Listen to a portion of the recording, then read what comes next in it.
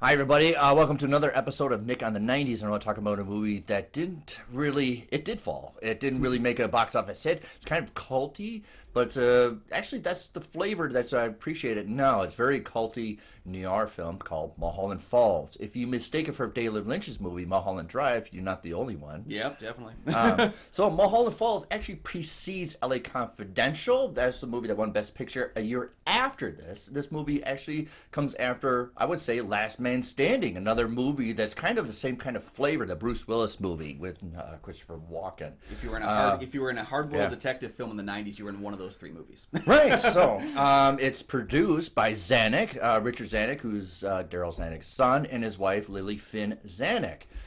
You recognize that another reason I want to talk about this movie because she directed Rush with Peter Dexter, I think his name. Oh, right. Yes. Yeah, Peter Dexter wrote the screenplay for Rush, and she directed the movie.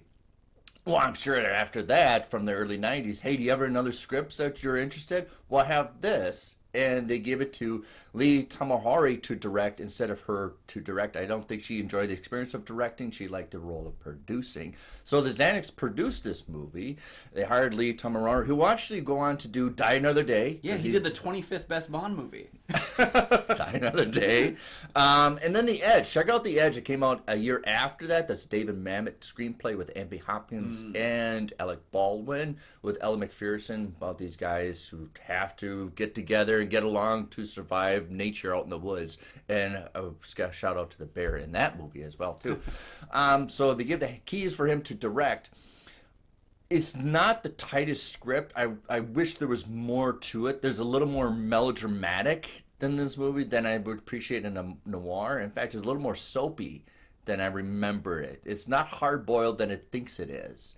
It's a little more soapy. But what it really wins with, and I think you appreciate, is the cast, top to bottom, is dynamite. Yeah, they didn't fit them on a call sheet. I know. And the police squad's core that Nick Nolte is running, the cast there is dynamite. You have Chris Penn, you have Michael Madsen, you have Chaz Palminteri, and him.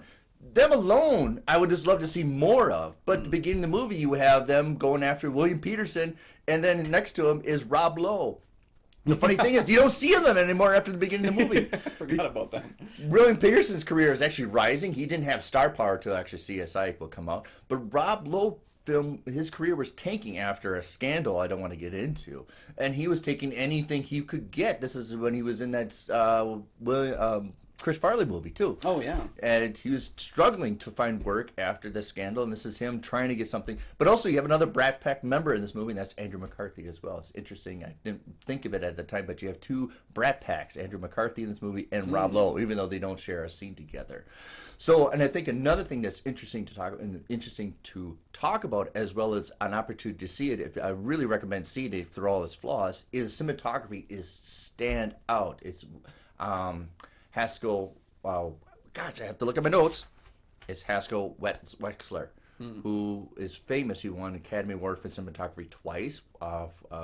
He did cinematography for Who's Afraid of Virginia Woolf. The last time they broke up the categories for black and white color. He's the last one to just exclusively to do black and white. But also he did the entire majority of the film for One Flew Over the Cuckoo's Nest, but he got fired. But he did majority of the filming, and that won Best Cinematography, but it didn't go to him because he got fired. But also he did cinematography for The Conversation, but was fired from that when he did majority of that film as well.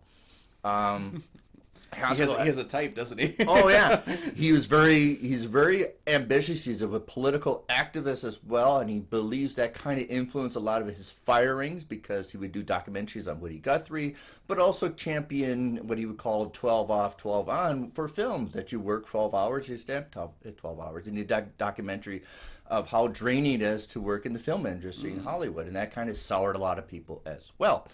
So, an opportunity. If you like neo-noir films, I recommend it. It's kind of faults on its own gravity as a film. Obviously, when you like film noirs, Nick Nolte's playing a character called Maxwell Hoover, who's making his own mistakes and actually is condemned by his own faults and consequences. And everybody gets to punch except for him. And that's kind of the flavor. I really wish he gets a comeuppance. He doesn't really get his comeuppance, and that's kind of hurts. Also, you don't get a lot of opportunities to have with a cast of characters, including Treat Williams. All of them get the opportunity to shine as well as they get. You get a certain scenes, which is Bruce Dern and the older Baldwins in this movie too. But for a flavor that's entertaining, and especially for like neo-noirs, I'm going to recommend Mulholland Falls to you. Okay, well, Nick, my question for you this week, because of the stacked cast, because everyone is in this movie except for about 4 people, is there any character that you think would have been better suited to some other actor? I don't know. I would.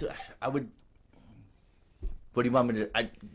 Is there any character that doesn't work with that actor? Because I mean, there's a lot of characters that do. I think John Malkovich's character is too soapy. I would like a little more devil in him. Okay. Rather, a little more Con Air, which will come out next year for him. That's true. Rather than like just feel sorry for me kind of crap. Okay. The other thing before I go, and I really want to talk about it, this feels and has a texture of the story Black Dahlia that we talked about. Yeah. And I didn't see it at the time because it looks like this was actually heavily influenced of the story Black Dahlia. The book came out in the late 80s, and this movie came out in 1996. I see a lot of influence of the story Black Dahlia, and I'm wondering if Brian De Palma actually watched this movie because it's a murder of Jennifer Connelly. It looks like the Black Dahlia. Like it has that same kind of look where it's not realistic. You know, It's very like dreamy-like, very fevered and dreamy-like. And I wonder if Brian De Palma watched this movie like, well, it's kind of like Black Dahlia. There's a murdered Jennifer Connelly in this movie, and she's dark, and everybody had fallen in love with her. Everybody loved her, like in the script, and so, yeah. All right. What do you think of my assessments of Black Dahlia, Mulholland Falls? Put a comment down below and keep the conversation going. I'd love to talk to you about it more. So thanks for watching.